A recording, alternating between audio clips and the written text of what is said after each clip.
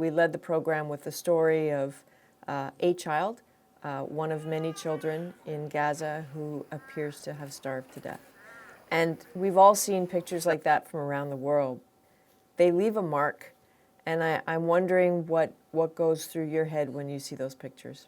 When I see that happening, the innocent suffering for the sake of what other people, terrible people, did on October 7th, I find it deeply shocking, particularly shocking because it's increasingly clear to me that we're living in a world where the norms that we've built up, that Canada has been so much in the lead on all these decades, is under threat now. So when you see that happening to a kid, I don't begin to understand how that could be. In another way, as alarming are the pictures of the airdrops. You know, a measure of last resort. It's ineffective, often it's inefficient. How did it get to the point of airdrops into Gaza? The problem with airdrops is scale, cost, control of the aid when it hits the ground and how it's going to be distributed. The fact that we are getting involved in airdrops now is a testament to the desperation that we have to look at any way of getting aid into Gaza.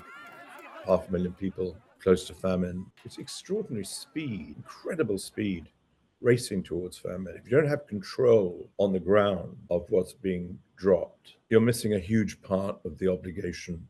One of the ideas that's being discussed in the UN with the Israelis and others is maybe the use of the stadium up in the north, in Gaza City, as a place for airdrops where you could control the reception area. But you've got to have a distribution point. We've been trying to get agreement on a northern access route going into Gaza in the north. I think we're getting closer to an agreement on that. But it's really important that we get that agreement, because if we can go in through the north, we don't have to suffer the problems of congestion and lawlessness and so forth in the south. But we need, trucks to be allowed to pass. We need protection by the police, proper agreements which are sustained with all sides to allow for safe delivery. And we need, of course, UNRWA to be there as the prime mover of the humanitarian operation in Gaza.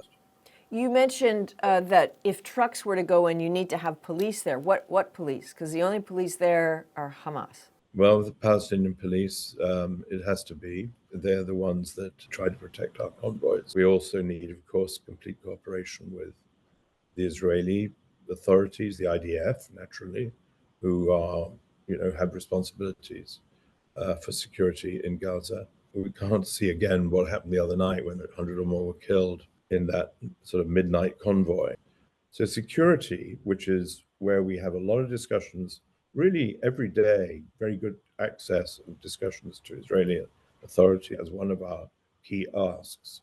But also, how do you have that conversation with Israel? I mean, Hamas is a terror organization listed by Canada and other countries. Certainly, Israel has said it wants to eliminate Hamas. How does it then sign on to saying, we'll eliminate Hamas, but it's okay if the police who are paid by the administration run by Hamas guard the convoys? That sounds like that will be a difficult conversation. Well, I don't think it's the police run by Hamas. It's the police run by the municipal services that continue to function to serve their communities across Gaza. This is not the Hamas that I see and you see, obviously the committer of terrible, terrible acts. Gaza still is a society which needs our support. That's why UNRWA is so vital to us. I would distinguish that. These local police forces are not the Hamas that we saw going crazy on that awful day of October the 7th. How effective can the UN continue to be in Gaza? Because your credibility in the eyes of certainly Israel and other parties is diminished. UNRWA funding is a problem. The EU has announced it would continue its funding as the investigation surrounding, this alleged involvement of the 12 staff members in October 7th attacks. Yeah.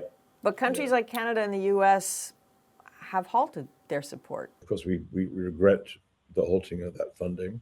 We're doing these two different investigations. I hope that it will provide sufficient assurance to Canada and others keep funding UNRWA. Because here's the real answer to your question.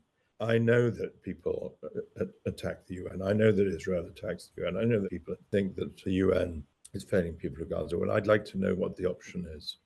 I'd like to know what else could we do but what we're doing. I'd like to know whether we are stupid to keep going and trying this, whether we are delinquent because we have had more than 150 of our staff members killed in Gaza.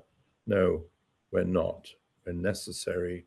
We're doing what I think is almost the most difficult humanitarian operation. Lots of people right now are very anxious about a couple things. One is Ramadan. How are people going to fare during Ramadan? But also Rafah. What happens if Israel conducts an operation in Rafah? God forbid it ever happens, because it's so difficult to even give you a proper answer. I think an incursion into Rafah is going to have terrible consequences, obviously, for the enormous numbers of people who are there, who are compressed into that southern part of Gaza. Is that your 3 a.m. staring at the ceiling fear right now? I think my 3 a.m. staring at the ceiling question right now is your story of the child and the hunger and starvation of the people. What are we doing to our children? Mr. Griffiths, thank you to you and your staff for making time for us today. We do appreciate it. Thank you very much indeed.